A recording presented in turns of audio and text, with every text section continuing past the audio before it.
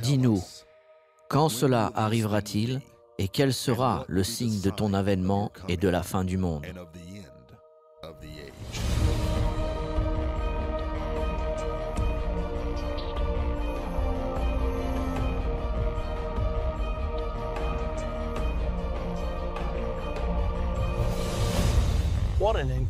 Quel sujet important nous avons aujourd'hui.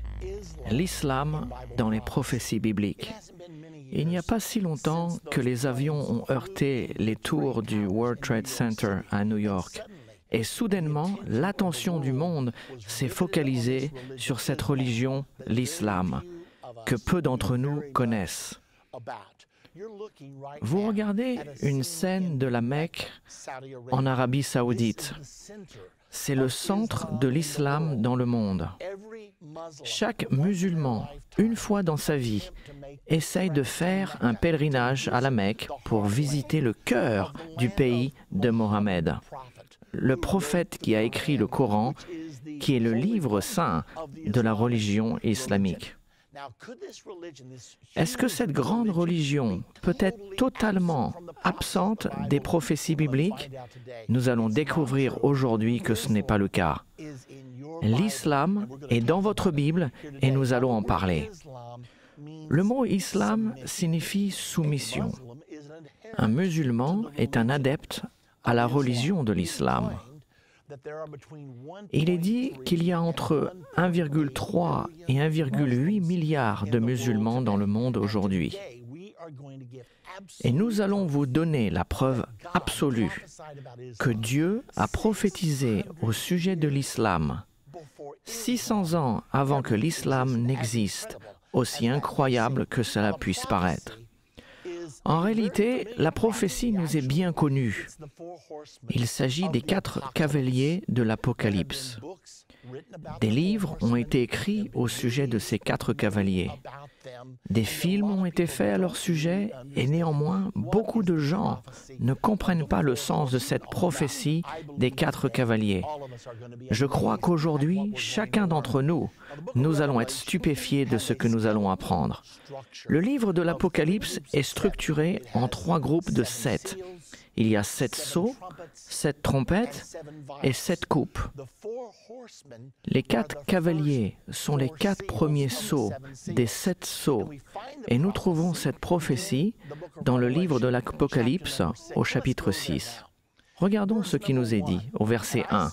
« Je regardais quand l'agneau ouvrit un des sceaux. » Maintenant voici un point important. L'agneau, Jésus-Christ, l'agneau de Dieu, est celui qui ouvre les sceaux. Et Jean nous dit, « J'ai vu l'agneau ouvrir des sceaux, le premier. J'ai entendu comme d'une voix de tonnerre une des 4 bêtes. » Ces bêtes étaient des chérubins d'après Ézéchiel. Une des bêtes disait, « Viens, je regardais, et voici parut un cheval blanc. » Nous allons donc apprendre que ces couleurs sont très importantes. Faites-y donc attention. Chaque cheval est d'une couleur différente. Et voici parut un cheval blanc. Celui qui le montait avait un arc, une couronne lui fut donnée, et il partit en vainqueur pour vaincre. Regardons le 2e cheval au verset 3. Quand il ouvrit le 2e sceau, j'entendis le 2e être vivant qui disait « Viens !» Et il sortit un autre cheval roux. Celui qui le montait reçut le pouvoir d'enlever la paix de la terre, afin que les hommes s'égorgent les uns les autres. Et une grande épée lui fut donnée. Le 3e cheval est un cheval noir. Quand il ouvrit le 3e sceau, j'entendis le 3e être vivant qui disait « Viens !» Je regardais, et voici parut un cheval noir. Celui qui le montait tenait une balance dans sa main. Et j'entendis au milieu des 4 êtres vivants une voix qui disait une mesure de blé pour un denier et 3 mesures d'orge pour un denier, mais ne fais point de mal à l'huile et au vin. Et finalement, regardons le 4e cheval, au verset 7. Quand il ouvrit le 4e sceau, j'entendis la voix du 4e être vivant qui disait « Viens ».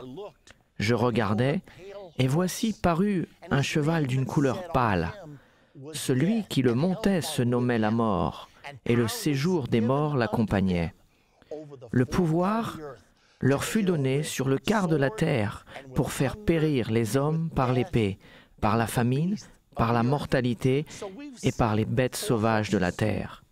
Nous avons donc vu 4 chevaux, le cheval blanc, le cheval roux, le cheval noir et maintenant le cheval pâle. Qu'est-ce que tout cela veut dire?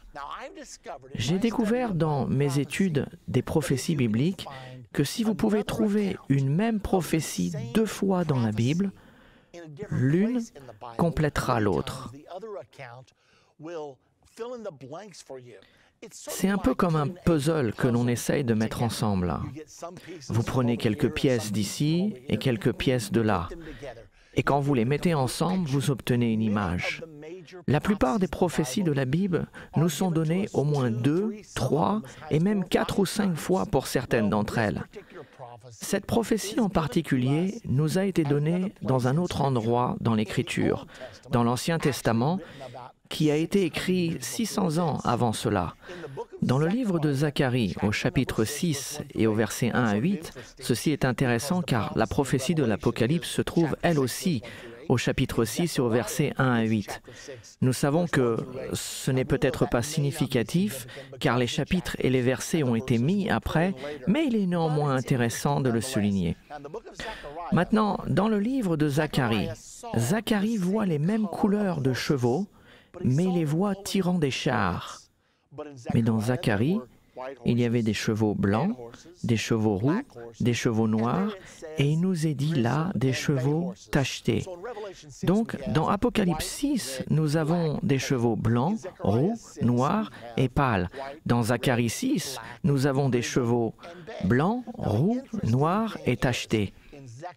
La chose intéressante est que dans Zacharie, chapitre 6, la prophétie nous dit ce que symbolisent ces chevaux. Regardons maintenant le verset 4 du chapitre 6 de Zacharie. « Je pris la parole et je dis à l'ange, » c'est Zacharie le prophète qui parle, qui me parlait, « Qu'est-ce, mon Seigneur ?» Bonne question. L'ange me répondit, « Ce sont les 4 vents des cieux qui sortent du lieu où se tenait devant le Seigneur de toute la terre. » D'accord. Ces 4 cavaliers sont 4 esprits. Qu'est-ce que cela signifie? Est-ce que cela nous indique quelque chose? Est-ce que cela nous aide en quoi que ce soit? Je me suis demandé s'il y avait un esprit dans le monde aujourd'hui qui pourrait être l'esprit roux ou rouge. Et cela m'est venu à l'esprit. J'ai compris, car il y a un esprit international qui influence la croyance des gens, qui influence leur façon de vivre et même ce qu'ils font. Et c'est officiellement l'esprit rouge. Vous en avez entendu parler. L'esprit rouge, la Chine rouge, la Russie rouge, la Roumanie rouge, c'est le communisme. La couleur officielle du communisme est rouge. Pouvons-nous dire que c'est un esprit qui contamine le psychisme des gens, que cela détermine ce qu'ils pensent, quelles sont leurs valeurs, ce qu'ils aiment et pour quelles raisons ils se battent? Le communisme est un grand mouvement, c'est un système de croyances. Ce que nous allons apprendre, c'est que chacun de ces 4 cavaliers représente un système de croyances dans le monde. Et cela est si exact que ça m'a étonné. Et je pense que cela va vous étonner aussi. Continuons à regarder les autres indices donnés dans l'Apocalypse au chapitre 6 au sujet du cheval roux. Il est dit qu'il reçut le pouvoir d'enlever la paix de la terre. Le communisme a-t-il enlevé la paix de la terre? Oui. Depuis le début, depuis la première révolution communiste, la révolution bolchevique, l'Union soviétique a-t-elle pris la paix de la terre en 1917? Absolument. C'était une révolution horrible. Et cela a continué avec la révolution chinoise, quand les communistes ont envahi la Chine en 1949, puis la Corée, le Vietnam et le Congo. Partout où les communistes ont pris le pouvoir, ça a été par la révolution. Ils ont donc le pouvoir d'enlever la paix de la terre. Mais ensuite, il continue et dit « afin que les hommes s'égorgent les uns les autres ». Qu'est-ce que cela signifie? Non seulement ils combattent leurs ennemis, mais il y a aussi beaucoup de combats dans le monde communiste. Par exemple, Staline a tué 20 millions de Russes pendant son règne dans l'Union soviétique. 20 millions. Puis après, quand les Chinois ont été envahis par les communistes en 1949, de ce moment-là jusqu'à aujourd'hui, que s'est-il passé? Tout juste 60 années. Pouvez-vous imaginer que 60 millions de Chinois ont été tués pendant la révolution culturelle? Oui, ils se sont bien entretués. Ensuite, la prophétie continue et il lui fut donné, à celui qui est assis sur le cheval roux, une grande épée. Le communisme a-t-il une grande puissance militaire? Qui voudrait combattre contre la Russie et la Chine en même temps? Non, merci. Voyez-vous ce que je suis en train de vous dire? La couleur est bonne. Le drapeau de l'Union soviétique, le drapeau rouge avec la faucille et le marteau superposé. Le rouge est la couleur officielle du communisme ou du socialisme, ces deux-là étant synonymes. Le communisme est l'idéologie politique, le socialisme est le système économique, et tous deux marchent main dans la main. Et le Dieu Tout-Puissant a dit que l'un des systèmes de croyance qui dominerait dans la fin des temps serait la puissance rouge, la puissance du communisme. Avec cette explication, regardons le cheval suivant, le cheval noir. Appelons-le l'esprit noir. Et y a-t-il un autre système de croyance ou un autre esprit dans le monde aujourd'hui, ou peut-être même un équivalent au communisme? Bien, effectivement, il y en a un, car pendant toute la guerre froide durant les 60 dernières années, nous avons été dans un conflit entre le capitalisme et le communisme. Regardons le cavalier du cheval noir. A-t-il une épée? Non, il a une balance. Que signifie la balance? Commerce et affaires, n'est-ce pas? C'est ça qui fait avancer le capitalisme. C'est la libre entreprise. C'est tout l'esprit qui motive le capitalisme. Et dans Apocalypse 6:6, nous lisons « Une mesure de blé pour un denier et 3 mesures d'orge pour un denier, mais ne fait point de mal à l'huile et au vin. » Qu'est-ce que cela veut dire? Cela ressemble presque à un bilan boursier prophétique, n'est-ce pas? Le Dow Jones industriel est si élevé ou si bas. Souvenez-vous quand Bill Clinton était candidat à la présidence en 1992, il y avait un autocollant sur les voitures qui disait « C'est l'économie, imbécile ». George Bush père a eu une cote de confiance de 90% un an avant cela, mais il a finalement perdu l'élection parce que l'économie est descendue. Dans un pays capitaliste, tout tourne autour de l'économie. Les gens votent en fonction de leur portefeuille dans un pays capitaliste. Donc quand il est dit de ne pas faire de mal à l'huile et au vin, cela signifie que vous pouvez presque tout faire et être réélu. Mais si vous touchez à l'économie, les gens du pays capitaliste vous sortiront. Y a-t-il d'autres preuves que le capitalisme est l'esprit noir?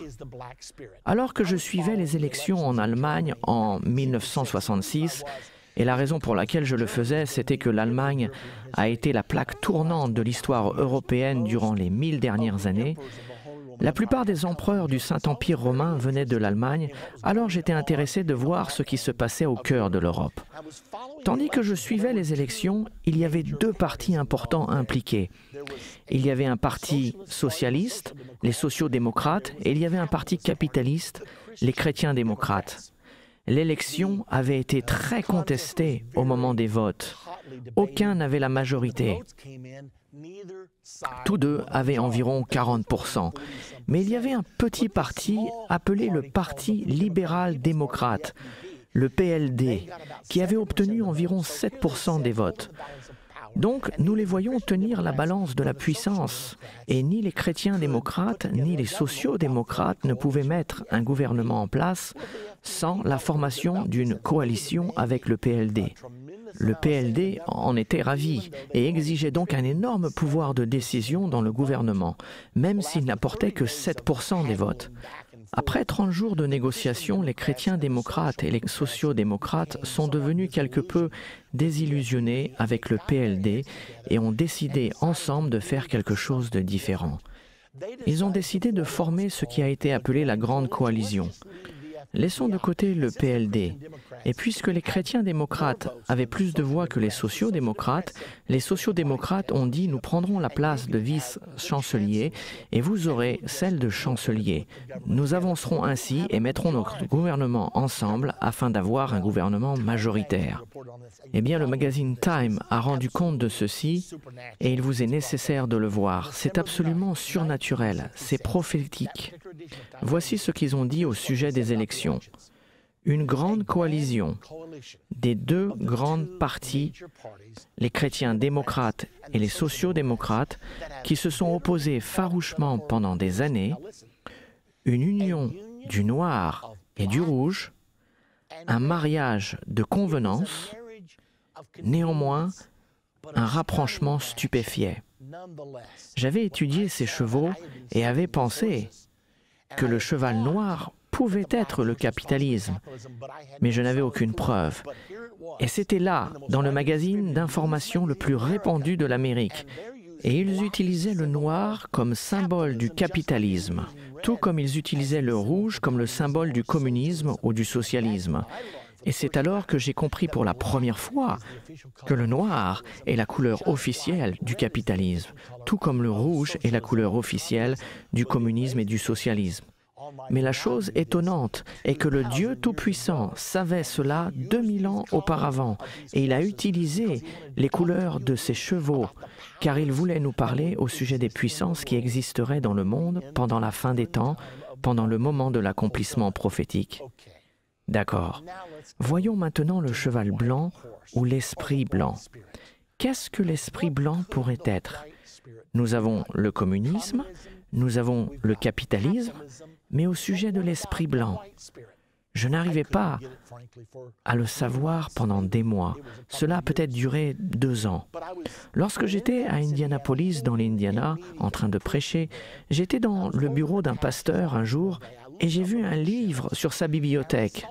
Le titre de ce livre était « Le communisme, la démocratie et la puissance catholique » par M. Paul Blanchard. Et je me suis dit, attends un peu, le communisme et la démocratie sont 2 des chevaux. C'est le cheval roux et le cheval noir. Qu'est-ce que Paul Blanchard fait accouplant le catholicisme avec le communisme et la démocratie? J'ai donc emprunté ce livre, je l'ai lu et cela était très intéressant. Ceci, entre parenthèses, n'était pas un livre prophétique ni un livre religieux, mais plutôt un livre de sciences politiques. Ce qu'il soutenait, c'est que ce sont les 3 puissances, le système de croyances, qui influencent ce que font les nations ainsi que les individus. Voici la manière dont il l'a dit. Presque chaque conflit entre les nations dans notre histoire contemporaine a été produite par des conflits entre 3 puissances, le communisme, la démocratie et le catholicisme. Et là, je me suis demandé s'il y avait une chance que le catholicisme soit la puissance blanche. J'ai commencé à étudier et j'ai trouvé un autre livre appelé « Les clés de ce sang », écrit par un grand écrivain catholique romain du XXIe siècle, M. Malachi Martin. J'ai interviewé M. Martin plusieurs fois durant notre émission de radio quotidienne « Politique et religion ». Mais dans ce livre « Les clés de ce sang », il dit dans le tout premier chapitre, « La question n'est pas s'il va y avoir un gouvernement mondial, ceci est certain. Toutes les nations sont maintenant interdépendantes. La seule question est qui dirigera ce gouvernement mondial qui arrive. » Il a capté mon attention car je savais ce que la prophétie disait au sujet du gouvernement mondial. Et il continue en disant « Et il y a 3 et seulement 3 puissances géopolitiques avec la doctrine et la structure nécessaires pour diriger un gouvernement mondial. Le communisme, le catholicisme et le capitalisme. » Je me suis dit, attends un peu, il dit exactement la même chose que Paul Blanchard a dit dans son livre. Il doit y avoir quelque chose de vrai. J'ai donc décidé de voir si je pouvais prouver si le blanc a quelque chose à voir avec le catholicisme. je me suis rendu compte que c'est la tradition dans l'Église catholique que le pape s'habille en blanc. Presque chaque fois que nous le voyons, il est habillé en blanc. Il m'est arrivé de voir l'hélicoptère du pape un jour, et il était blanc. Souvenez-vous de la tentative d'assassinat sur le pape Jean-Paul II en 1981. Après cela, ils lui ont construit un véhicule blindé pour ses déplacements en public. Ils l'ont appelé la Papamobile. Sa couleur, le blanc. J'ai ensuite appris que la compagnie Alitalia pourvoit pour le pape un avion pour ses déplacements au travers du monde. La couleur de cet avion, le blanc. J'ai une question pour vous. Si le pape avait un cheval, de quelle couleur serait-il? Je pense que la réponse est évidente. Il serait blanc. Donc, je regardais ces principaux systèmes de croyance. Qu'est-ce que la prophétie dans Apocalypse 6 nous révèle au sujet du cavalier sur le cheval blanc? Il a un arc, mais il ne tire pas de flèches. Il est armé, mais pas de munitions traditionnelles comme les puissances politiques de ce monde. Il est armé, mais il ne tire pas. Et ensuite, il est dit, une couronne lui fut donnée. Vous savez, le pape n'a jamais porté de couronne avant l'an 960. Je pense que le pape Grégoire était le premier à porter une couronne. C'était une couronne de 3 rangs de diadèmes qu'il portait. Nous avons toujours cette couronne au musée du Vatican. Ainsi, chaque élément de la prophétie coïncide. Regardons-les. Résumons ce que nous avons appris jusqu'ici. Nous avons vu un cheval blanc, un cheval roux, un cheval noir et un cheval pâle. Nous avons parlé des 3 premiers et il est stupéfiant de voir ce que nous avons appris. Nous avons appris que ces mêmes puissances géopolitiques qui sont mentionnées par Paul Blanchard dans son livre et celles de Malachie Martin dans son livre, que ces 3 puissances portent les couleurs blanc, rouge et noir. Nous avons aussi appris que la prophétie nous a été donnée 2 fois, une fois dans Zacharie 6, 1 à 8, et une autre fois dans Apocalypse 6, 1 à 8, et les mêmes couleurs de chevaux sont utilisées. De plus, cela nous montre que le cheval blanc est le catholicisme, le système de croyance du catholicisme qui est l'un des plus grands systèmes de croyance dans le monde. Le cheval roux est le communisme, l'un des plus grands systèmes de croyance dans ce monde, et le cheval noir est le capitalisme, l'un des plus grands systèmes de croyance du monde. Si cela est vrai, alors ces sceaux ont déjà été ouverts depuis longtemps. Certains pensent que ces sceaux ne seront ouverts que pendant les 7 dernières années. Mais si c'est le cas, ce que nous venons de dire n'est pas vrai. En fait, nous savons que le catholicisme est devenu la religion officielle en l'an 300. Et nous savons que Karl Marx a écrit son manifeste communiste dans les années 1850. Nous savons également que depuis peu, le capitalisme a été une force puissante. Qu'avons-nous donc appris de tout ceci? Nous avons appris dans le livre de l'Apocalypse que les sceaux sont de longues histoires et nous allons apprendre qu'ils se terminent à la bataille d'Armageddon lorsque les royaumes de ce monde deviennent les royaumes de notre Seigneur Jésus-Christ. Les 7 trompettes sont de courtes histoires qui se terminent aussi à la bataille d'Armageddon. Puis les coupes sont de très courtes histoires qui se terminent également à la bataille d'Armageddon. Une des choses qui va être vitale alors que nous continuons cette étude est que le gouvernement mondial de l'Antéchrist est décrit dans Apocalypse 17 et ce gouvernement est peint en rouge. Qu'est-ce que cela nous dit? Cela nous indique que le gouvernement mondial de la fin des temps, celui de l'Antichrist, va être socialiste ou communiste. Eh bien, nous voyons peu à peu cela arriver. Récemment, le magazine Newsweek a dit « Nous sommes tous maintenant des socialistes ». Il y a plusieurs articles écrits en ce moment au sujet de la mort du capitalisme, de la mort de la libre entreprise et que nous nous dirigeons vers une société socialiste mondiale. Dans la prochaine partie de Comprendre la fin des temps, nous allons regarder sur le dernier cheval, le cheval pâle. Et dans cette partie, nous allons vous donner la preuve absolue que l'islam est dans la Bible. Nous avons dû parler du cheval blanc, du cheval roux, du cheval noir, afin que nous puissions comprendre que Dieu parlait des systèmes de croyance.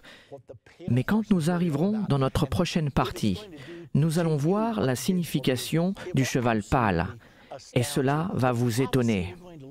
La prophétie que nous allons voir dans notre prochaine partie va nous donner la preuve absolue que la puissance qui a soudainement attiré l'attention du monde, qui menace d'envahir toute l'Europe d'ici l'an 2030 ou 2040, et que nous sortons fortement arriver en Amérique, c'est l'islam. Qu'est-ce que l'islam et qu'est-ce que la Bible prophétise à son sujet? C'est la question la plus importante, car les prophéties dans la Bible s'accomplissent toujours dans les moindres détails. Ainsi, dans notre prochaine partie, nous allons apprendre ce que représente le cheval pâle. Nous allons apprendre la place de l'islam dans les prophéties bibliques et aussi à quoi s'attendre dans un futur proche, car c'est ça qui nous intéresse vraiment. Dans la dernière partie de Comprendre la fin des temps, nous avons appris que les 4 cavaliers du livre de l'Apocalypse représentent des esprits. Zacharie, chapitre 6, au verset 5, nous dit que ces 4 chevaux sont 4 esprits qui se répandront sur toute la terre.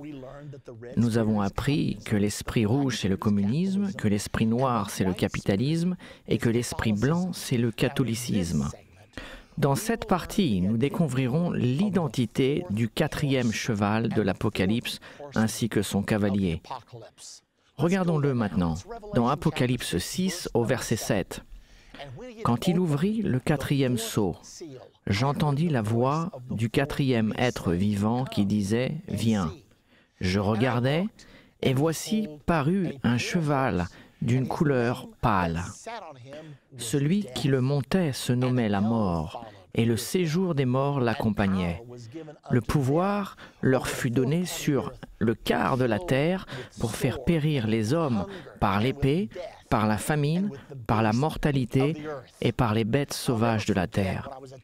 Je n'oublierai jamais le moment où j'ai essayé de comprendre ce dernier cheval. Pendant un moment, je n'y arrivais pas. J'ai finalement abandonné et je me suis dit, il nous est dit que c'est la mort, je vais donc enseigner que c'est la mort et que l'enfer la suit. Et plus vite une personne meurt, le moins de chance elle a pour être sauvée et le plus de chance elle a d'aller en enfer. Et j'en ai finalement conclu ainsi. Mais je n'étais toujours pas satisfait, car je savais bien que j'avais compris les 3 premiers chevaux, le catholicisme, le communisme et le capitalisme, mais que la mort semblait ne pas s'aligner avec les autres. Je me demandais s'il ne manquait pas quelque chose. Ainsi, il y a quelques années, je l'ai regardé une fois de plus. Je suis allé voir l'origine du mot grec qui a été traduit en anglais par « pâle », et le mot était « chloros ». Et je me souviens avoir pensé « chloros ». Je me rappelle que l'on m'a enseigné à l'école que la chlorophylle rend les plantes vertes. J'ai donc regardé dans le dictionnaire et il nous est dit que la définition du mot chloros en grec est vert. Je me suis donc demandé pourquoi l'ont-ils traduit par pâle. J'ai ainsi décidé de voir combien de fois ce mot grec chloros se trouvait dans le Nouveau Testament. Je l'ai trouvé 3 autres fois, donc 4 en tout. Je suis allé dans Marc au chapitre 6 au verset 39 et il nous est dit « Alors il leur commanda de les faire tous asseoir par terre sur l'herbe verte. » C'est donc vert, ils l'ont traduit par vert.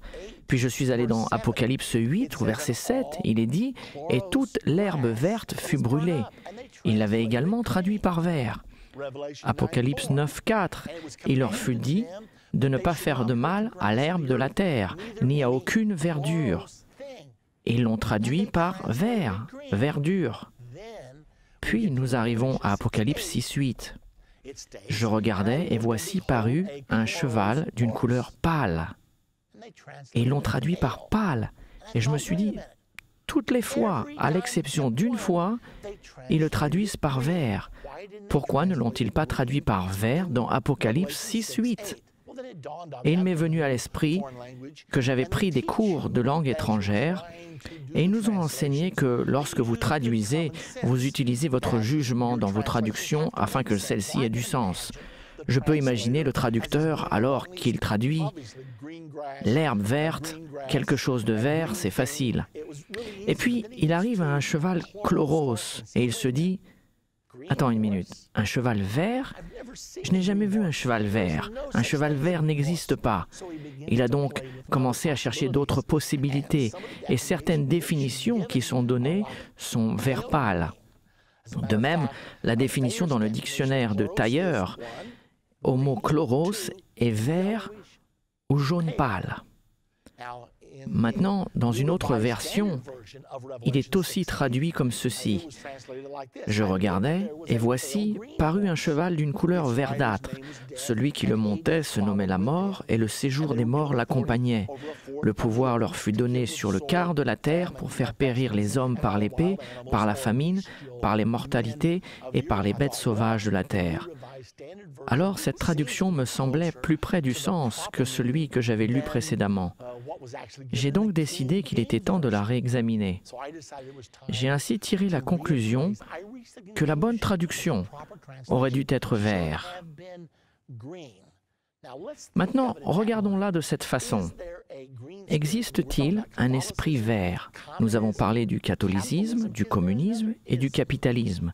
Existe-t-il un autre isme qui a pour couleur officielle le vert? Souvenez-vous, la couleur officielle du catholicisme, c'est le blanc, la couleur officielle du communisme, c'est le rouge, la couleur officielle du capitalisme, c'est le noir. Y a-t-il un système de croyance dans notre monde aujourd'hui qui a pour couleur officielle le vert? La réponse est oui. Il y en a un. Regardons cet article. J'ai trouvé cet article dans une encyclopédie. Il est intitulé « L'islam militant a atteint l'Amérique » par M. Daniel Pip.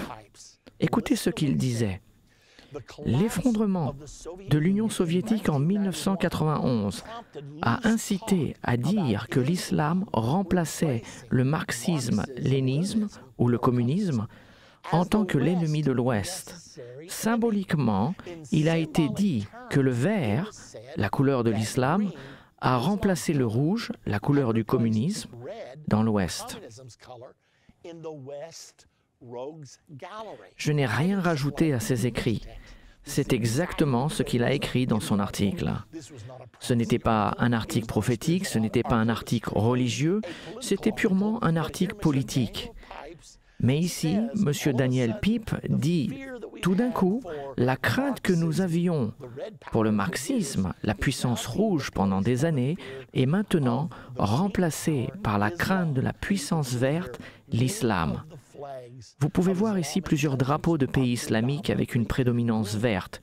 Je suis allé en Israël après ceci, et bien sûr, il y a une grande présence de l'islam en Israël, en particulier à Jérusalem-Est, et j'ai commencé à prendre des photos. Vous voyez ici la photo d'un magasin dans une rue de Jérusalem, juste à côté du mont du Temple. Tous les encadrements sont peints en vert. Et puis nous allons au mont du Temple. Vous pouvez voir ici la photo d'une fontaine où les adorateurs musulmans lavent leurs mains, leurs visages, leurs pieds avant de rentrer pour adorer. Et remarquez toute la ferronnerie autour de la fontaine est verte. Tout le fer forgé, tout autour du mont du Temple est vert. Ici, vous pouvez voir une manifestation du Hamas. Ils ont des ceintures d'explosifs, vous pouvez les voir là. Vous pouvez voir leur drapeau vert, car le vert est la couleur officielle de l'islam. D'autres photos. Voici une énorme porte verte au mont du Temple. Et là encore, c'est la couleur de l'islam. D'autres manifestations du Hamas, là des manifestations islamiques, nous voyons partout du vert. Une autre entrée du mont du Temple, ces portes sont encore vertes.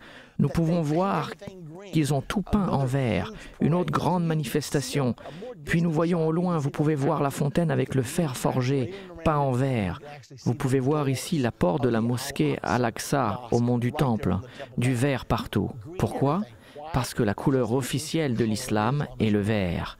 Et l'image suivante, quand je l'ai vue pour la première fois, elle m'a vraiment choqué. Le Ramadan. Il y a un mois spécial dans l'année où les musulmans jeûnent. Ils s'abstiennent de manger du lever du soleil jusqu'à son coucher pendant 30 jours. Ils ne mangent qu'après le coucher du soleil, mais ils ne mangent pas durant la journée. Ce mois est appelé le mois du Ramadan. Eh bien, en honneur du Ramadan en 2007, l'Empire State Building a décidé d'illuminer la partie supérieure de son bâtiment. De quelle couleur? de la couleur de l'islam, le vert. Et ils ont officiellement dit qu'ils faisaient cela en respect pour l'islam. Apparemment, les propriétaires de l'Empire State Building ont dû voir la chute des tours jumelles à New York et ont décidé de dire « Hé, Islam, nous vous aimons, nous sommes vos amis, ne nous détruisez pas. » Donc, qu'apprenons-nous ici? Nous apprenons qu'il y a un autre système de croyance, l'islamisme, c'est le mot qui est utilisé. Nous avons donc le catholicisme, le communisme, le capitalisme et l'islamisme. Que dit de plus la prophétie au sujet du cheval verdâtre? Il nous est dit que son cavalier sur le dos de ce cheval était la mort. Comme un kamikaze? Combien de kamikazes avons-nous eu durant ces 10 dernières années? 500? 1000? Nous avons tous arrêté de compter. Si vous deviez deviner la religion des kamikazes, lorsqu'ils font parler d'eux, quelle serait cette religion? La réponse est évidente, car chaque kamikaze dont j'ai entendu parler était musulman.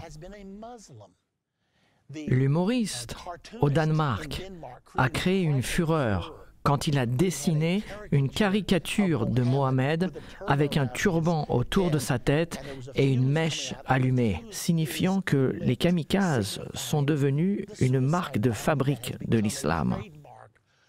Les musulmans ont été très offensés par cela. Ils n'étaient pas offensés par la bombe ou la mèche, mais ils étaient offensés car ils ne tolèrent aucune effigie de Mohammed. Ils ont donc brûlé des églises, tuant 15 ou 20 personnes, pour prouver à quel point leur religion est paisible. Quelqu'un doit dire la vérité à ce sujet, n'est-ce pas? Et voilà ce qui se passe. Ce sont des faits. Allez les lire de vous-même. Vous pouvez voir ici une femme kamikaze.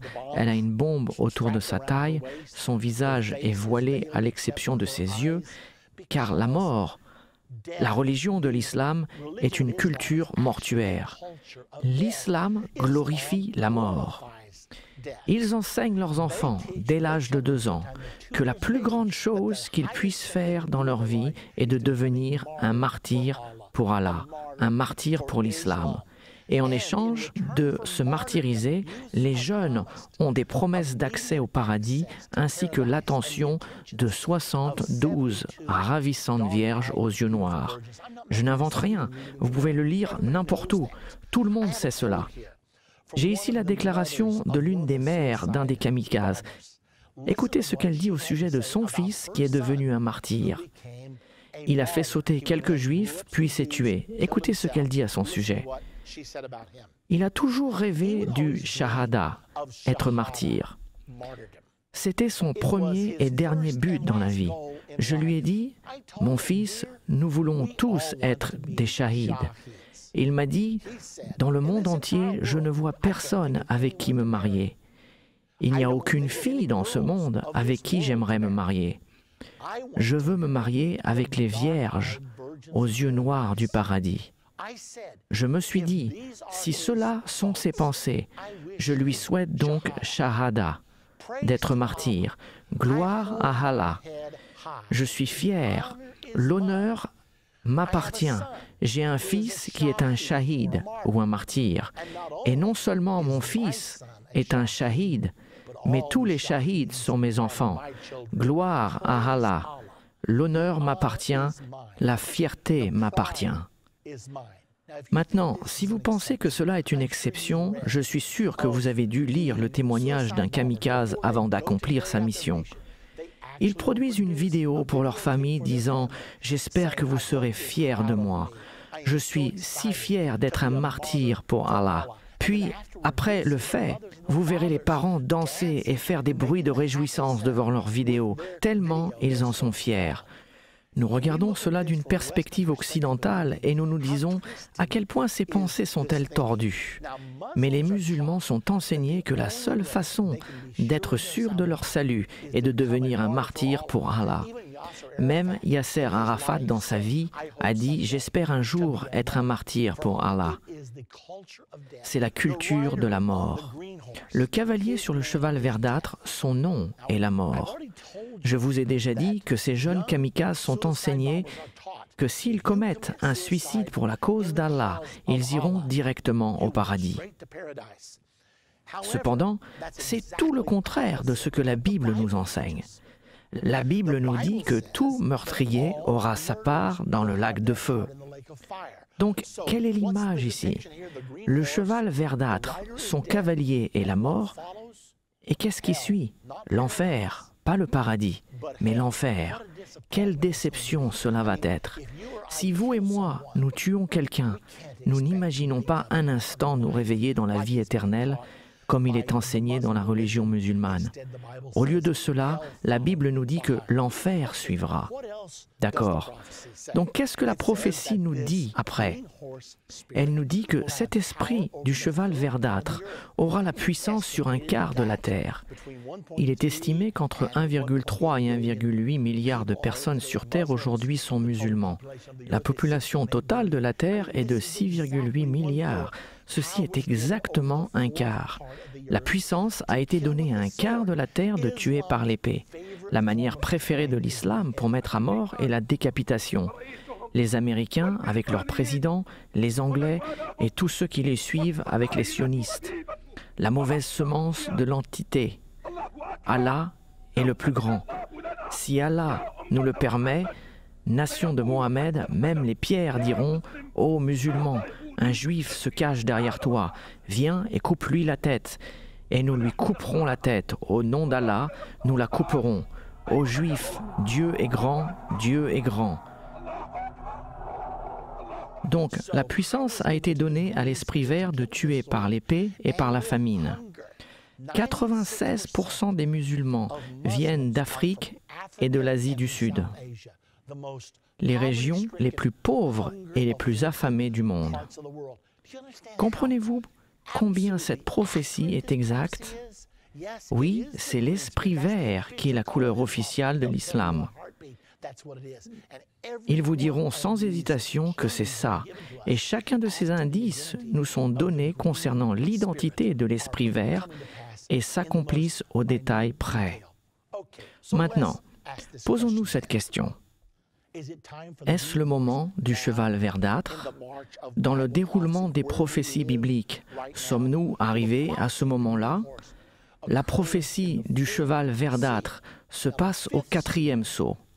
Maintenant, le 5e sceau est la grande tribulation, l'ère du cheval verdâtre, l'ère de la montée, de la résurrection de l'islam, est supposée se passer juste avant la grande tribulation. Si vous comprenez les prophéties bibliques, vous devez savoir que nous approchons du moment de la grande tribulation. Regardons d'ailleurs ce 5e sceau. C'est dans Apocalypse 6, au verset 9 à 11. Le cheval verdâtre étant dans Apocalypse 6, 7 à 8. Puis nous allons au verset 9. Écoutez ce qu'il est dit. Quand il ouvrit le 5e sceau, je vis sous l'autel les âmes de ceux qui avaient été immolés à cause de la parole de Dieu et à cause du témoignage qu'ils avaient rendu. Ils criaient d'une voix forte en disant « Jusqu'à quand, Maître saint et véritable, tarderas-tu à juger et à tirer vengeance de notre sang sur les habitants de la terre ?» Une robe blanche fut donnée à chacun d'eux, et il leur fit dit de se tenir en repos quelque temps encore jusqu'à ce que soit complet le nombre de leurs compagnons de service et de leurs frères qui devaient être mis à mort comme eux. Donc ces âmes qui ont été tuées pendant la grande tribulation étaient en train de crier. Ils ne sont pas là physiquement, mais ils sont là spirituellement. Et ils sont capables de communiquer. « Jusqu'à quand tarderas-tu à juger et à tirer vengeance de notre sang sur les habitants de la terre ?» Attendez encore un peu, jusqu'à la fin de la grande tribulation.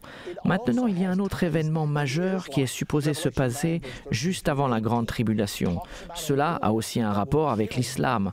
Dans Apocalypse 9, au verset 13 à 18, nous parle d'une guerre qui tuera un tiers de la race humaine. Cette guerre commencera de la région de l'Euphrate. L'Euphrate commence en Turquie, se prolonge en Syrie jusqu'en Irak, se déversant dans le golfe Persique. Ceci est très intéressant car chaque centimètre de l'Euphrate est un fleuve islamique. Il est contrôlé par l'islam. Et où est-ce que les combats prennent-ils place aujourd'hui? Les États-Unis d'Amérique ont 145 000 soldats postés le long de l'Euphrate. Beaucoup de personnes pensent que la guerre de l'Euphrate se passe en ce moment.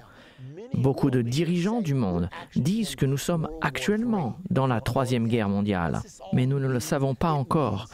Que signifie tout cela? Cela signifie que l'esprit de l'islam se relève à nouveau. Voyons ce qui va se passer après la grande tribulation. Nous passons au 6e sceau. Apocalypse 6, 12. Je regardais quand il ouvrit le 6e sceau, et il y eut un grand tremblement de terre. Le soleil devint noir comme un sac de crin. La lune entière devint comme du sang. Toutes les étoiles du ciel tombèrent sur la terre, comme lorsqu'un figuier secoué par un vent violent jette ses figues vertes. Le ciel se retira comme un livre qu'on roule, et toutes les montagnes et les îles furent remuées de leur place. Et plus loin, dans ce verset, il nous est dit que les riches et les puissants de ce monde ont couru se cacher dans les montagnes en disant « Tombe sur nous et cache-nous de celui qui est sur le trône, car le grand jour de sa colère est arrivé. » Ceci est la deuxième venue de Jésus-Christ à Armageddon. Donc nous avons le cheval verdâtre, puis nous avons la grande tribulation, et finalement nous avons l'avènement de Jésus-Christ. Le soleil devient noir comme un sac de crin, la lune entière devient comme du sang, et les étoiles tombent du ciel. Ce sont toutes des choses décrites qui se passeront au moment de l'avènement de Jésus-Christ. Voici ce qui est dit dans Apocalypse 6, 12 à 14. Et Jésus en a aussi parlé dans son discours sur le mont des Oliviers. Regardons-le dans Matthieu au chapitre 24. Souvenez-vous qu'il s'agit du passage d'où vient le titre de notre série, la fin de l'ère. Les disciples ont demandé à Jésus, « Dis-nous quand cela arrivera-t-il et quel sera le signe de ton avènement et de la fin du monde ?» Et Jésus passe le reste du 24e chapitre de Matthieu, donnant plusieurs prophéties au sujet des choses à venir. Mais quand il arrive sur les derniers événements, ce qui est après la grande tribulation se passe entre le verset 15 et le verset 29. Maintenant, écoutez ce qui est dit au verset 29. Aussitôt, après ces jours de détresse, le soleil s'obscurcira. C'est la même chose qui s'est passée dans le 6e sceau. Et la lune ne donnera plus sa lumière, les étoiles tomberont du ciel et les puissances des cieux seront ébranlées. Le signe du Fils de l'homme paraîtra dans le ciel. Toutes les tribus se lamenteront et elles verront le Fils de l'homme venant sur les nuées du ciel. De nouveau, c'est la même chose dans Apocalypse 6. Le ciel se retira comme un livre qu'on roule, et les rois de la terre, les grands, les riches, les puissants crieront et diront « Cachez-nous devant la face de celui qui est assis sur le trône, car le grand jour de sa colère est venu. » Et ils verront le Fils de l'homme venant sur la nuée avec puissance et grande gloire. Et il enverra ses anges avec les trompettes retentissantes, et ils rassembleront ses élus des 4 vents d'une extrémité du ciel à l'autre. C'est la deuxième venue de Jésus-Christ et c'est la raison pour laquelle nous avons des cours comme comprendre la fin des temps, car nous approchons de ces moments aujourd'hui. Nous approchons du temps de l'avènement de notre Seigneur et Sauveur Jésus-Christ. Donc qu'avons-nous appris? Le 6e sceau est Armageddon avec l'avènement de Jésus-Christ. Matthieu chapitre 24, du discours du mont des Oliviers, nous conduit en décrivant le 6e sceau et son avènement. Souvenez-vous ce qu'il est dit. Aussitôt après les jours de la tribulation, le soleil s'obscurcira, la lune ne donnera plus sa lumière, les étoiles tomberont du ciel. Alors le signe du Fils de l'homme paraîtra dans le ciel, et il enverra ses anges pour rassembler ses élus. D'accord. Qu'est-ce que cela signifie donc pour vous et moi? Laissez-moi vous en parler car c'est là où nous sommes en ce moment. Vous et moi, nous vivons dans la fin des temps. Alors que faire? Courons-nous nous réfugier dans l'Utah, dans un abri nucléaire, ou bien cherchons-nous à trouver un endroit pour nous protéger? Est-ce que cela doit être l'état d'esprit dans lequel nous vivons aujourd'hui? Eh bien, Daniel 11, 32-33 prophétise les temps dans lesquels vous et moi nous vivons en ce moment. Et il nous dit, « Il séduira par des flatteries les traîtres de l'Alliance. » Il, l'Antichrist, ce dictateur mondial qui gouvernera durant la grande tribulation. Il dit qu'il séduira par des flatteries. Cela va être facile d'être corrompu par des compromis et des flatteries. Mais que fera le vrai peuple de Dieu? mais ceux qui connaissent leur Dieu. Je ne parle pas de chrétiens de nom, je ne parle pas de chrétiens tièdes, je parle des gens marchant sincèrement avec Dieu, les gens qui connaissent leur Dieu. Est-il dit qu'ils seront faibles, anémiques et vaincus? Non, il dit qu'ils seront forts et qu'ils feront des exploits. Ces temps-là feront apparaître le côté mauvais de certaines personnes et le bon côté des autres. Et il nous est dit, les personnes qui comprennent donneront instruction à la multitude. Vous êtes en train de regarder la série « Comprendre la fin des temps ». Nous l'avons nommé ainsi d'après ce verset. Les personnes qui comprennent donneront instruction à la multitude. Alors, que devons-nous faire maintenant? Devons-nous laisser l'esprit de compromis et de tiédeur de cette ère nous emporter? Absolument pas. C'est l'heure pour vous et moi de renouveler notre engagement à Jésus-Christ. Nous n'avons pas besoin de chrétiens sans enthousiasme aujourd'hui. Nous avons besoin d'être engagés totalement et absolument, car Jésus-Christ compte sur l'Église de la fin des temps pour amener le relais jusqu'à la ligne d'arrivée. C'est vous, c'est moi. Alors oubliez la tiédeur, oubliez l'indifférence. Les personnes qui comprennent donneront l'instruction à la multitude, et c'est vous.